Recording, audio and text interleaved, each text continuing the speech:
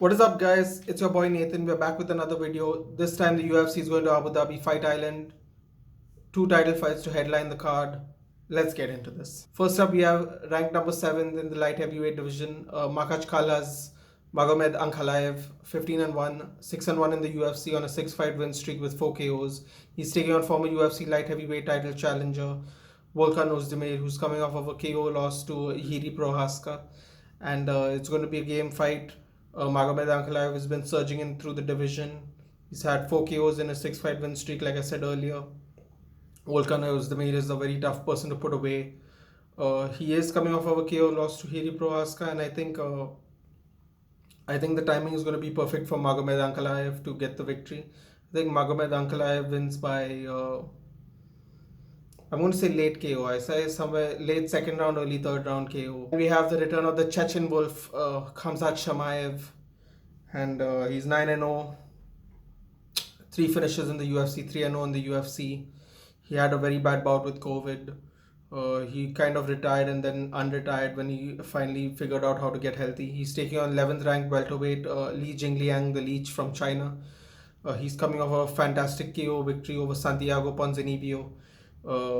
He's probably China's best fighting prospect outside of Weili Zhang, a proper staple in the UFC right now, and he's been on a hot streak as of late.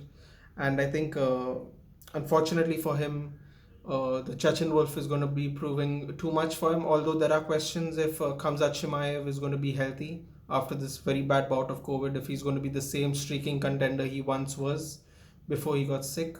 I think Khamzat Chimaev, I'm going to say first round finish. I think we have a heavyweight bout, 33 and 9, number 5 in the world, Alexander Volkov, coming off of a decision loss to Cyril Gane, very technical fight, who himself is going to fight for the title in January. He's taking on number 9 in the world, Polish fighter, Marcin Tybura, who's coming off of a fantastic victory himself. He has a 5-fight win streak, and I think Alexander Volkov has the ability to use length and strike and keep at bay. I think if he can stay out of the pocket, I think Marcin Tybura is going to be in for a long night.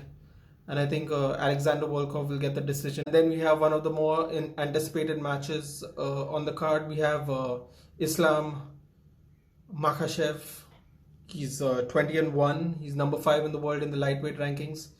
He's taking on Australia's Dan Hooker, who fought 28 days ago with a victory against Nasrat Haqparas. Dan Hooker takes on all comers. He's sacrificed a lot because he can't go back to Australia right now.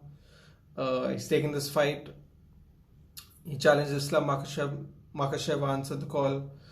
He has a lot of confidence in himself, and he thinks he can derail the hype train that is Islam Makhachev, because he has been known to be called as the mini Khabib. Many people think he's going to fight for a title next year for sure. And this is going to be one of those stepping stones for him. If he gets past Dan Hooker, he proves himself to be an elite in the lightweight division, and only from here on out, only contender fights and title fights loom ahead. And I think Islam Makhachev is going to win, unfortunately, as much as I like Dan Hooker, and I think it's going to be within 2 rounds. I think Islam Makhachev, rear naked choke, second title fight for the interim bantamweight championship. The current champion Aljamain Sterling had to pull out of his fight against Peter Yan due to ongoing neck issues. We have in his place we have Peter Yan. He's 15 and 2 in the UFC. He's 7 and 1 in the 15 and 2 overall. He's 7 and 1 in the UFC. His lone loss coming in his last fight, a disqualification to the current champion. He's taking on Corey Sandhagen, who's 2 and 2 in his last 4, and he's 14 and 3 overall. And he himself is coming off a very tight loss against TJ Dillashaw, a split decision loss. And I think by all avenues, I think Corey Sandhagen has the advantage. He's the taller fighter, the rangier fighter. He has good stand-up, good submission. He has longer limbs. He'll be able to stay out of the pocket and try and get Peter Yan. Peter Yan has crisp boxing, fast hands, great combinations, and it's going to be interesting to see who gets this. I go for Corey Sandhagen decision. Event, we have the champion, Polish power himself, Jan Blachowicz, 28 and 8. 5-fight win streak, 3 KOs, taking on Glover Teixeira, who's 42 years old, from Brazil. Best form of his career, some would argue. 5-fight win streak, 3 subs.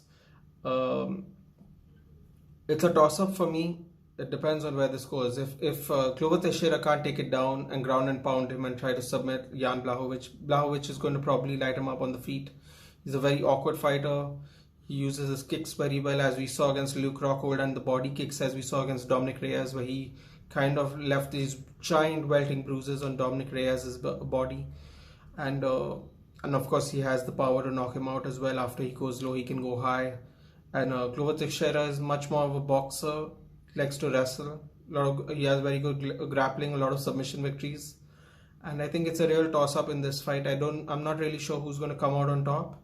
But I'm going to go ahead and say I'm going to give the champ the edge. If you like this video, guys, please like, share and subscribe. And I'll see you in the next one.